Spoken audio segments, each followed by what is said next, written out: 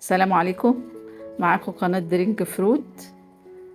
قبل ما نبدأ كده هنقدم لكم النهاردة طريقة عمل الجلاش بالكاستر.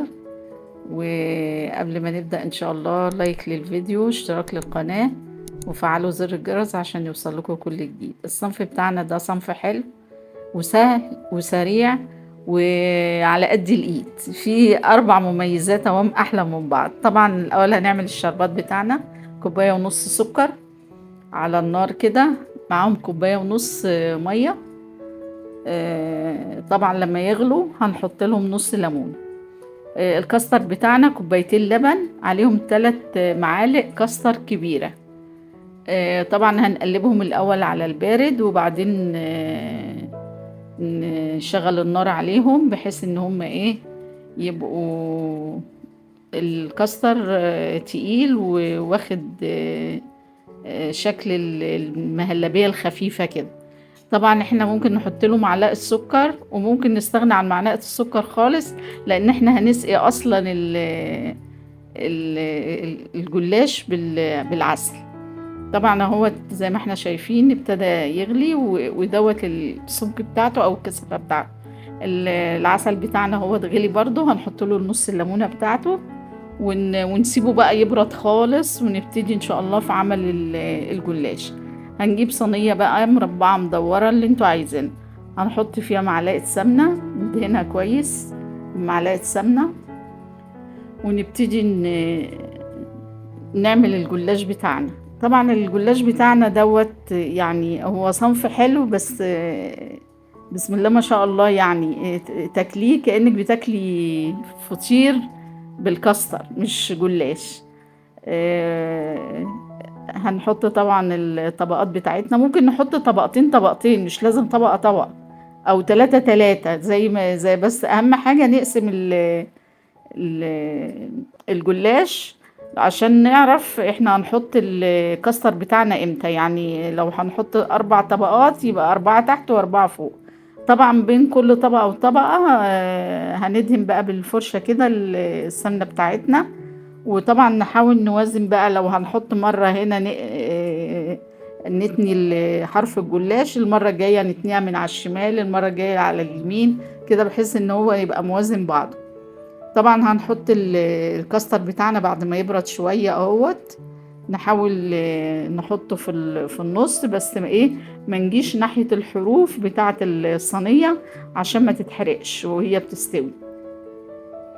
طبعا مش هنحط كتير، بس هنحط برضو القيمة المعقولة يعني.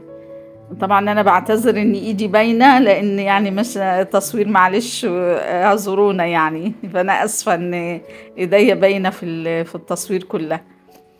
ف وهندهن برضو بعد ما نحط الطبقة بتاعة الكاستر، هنحط الجلاش ونحط عليه السمنة اهوت، ونحاول نقفلها كويس، بس ما ندوس عليها جامد عشان ما تطلعش من الحروف. لو حطينا 4 تحت هنحط 4 فوق، 5 تحت يبقى 5 فوق. يعني انتي ولفة الجلاش بتاعتك والعدد اللي فيها. طبعا اخر طبقة برضو بندهنها سمنة عادي، عشان في التسوية تدي لون حلو وشكل جميل يعني. نبتدي بقى بعد كده نقطعها زي ما احنا عايزين، سمبوكسات، مربعات، الوضع اللي انت عايزاه في التقطيعة يرجع لك انت. انا قطعتها هنا مربعات بحيث ان المربع يطلع بحاله كده مع الكاستر مع الحاجة بتاعته، أو زي ما احنا شايفين كده.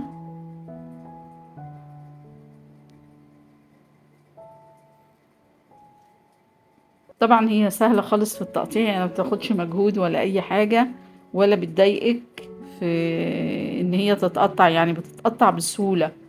اهم حاجة بس السكينة تبقى حامية، وفي نفس الوقت انا بمسك الورقة عشان ما تتحركش من مكانها. ورقة الجلاش يعني بمسكها من فوق كده، بحاول اسيطر عليها وانا بقطع عشان ما تتحركش من مكانها، او مثلا تتبهدل او كده.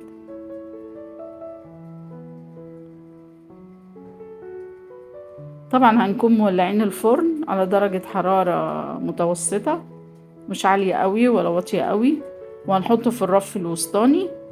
طبعا هيستوي طبعا من تحت الاول كده اكيد، وبعدين نديله بقى لون من على الوش بالشواية اهوت، وطلع وبنسقيه بقى، يكون الشربات برد. نسقيه كويس وهو هياخد الشربات كله. يعني انتي هتحسي ان هو الاول كده مش بيشرب، بعد كده هتبتدي يشرب بقى والجلاش ده يعني الورق بتاعه يتغلغل كده في بعضه، والكاستر يديله طراوة، وبسم الله ما شاء الله يعني جميلة اهو. بعد ما بردت شوية نبتدي نقطعها ونطلعها. والله بالأمانة يعني كأنك مش بتاكلي جلاش فعلا، يعني كأنك بتاكلي فطير بالكاستر. طعمه حلو وطري وجميل وحاجة حلوة، مش مكلفة ومش متعبة. وألف هنا وشفا، وإن شاء الله استنونا في فيديو جديد في قناة درينك فروت. والسلام عليكم ورحمة الله وبركاته.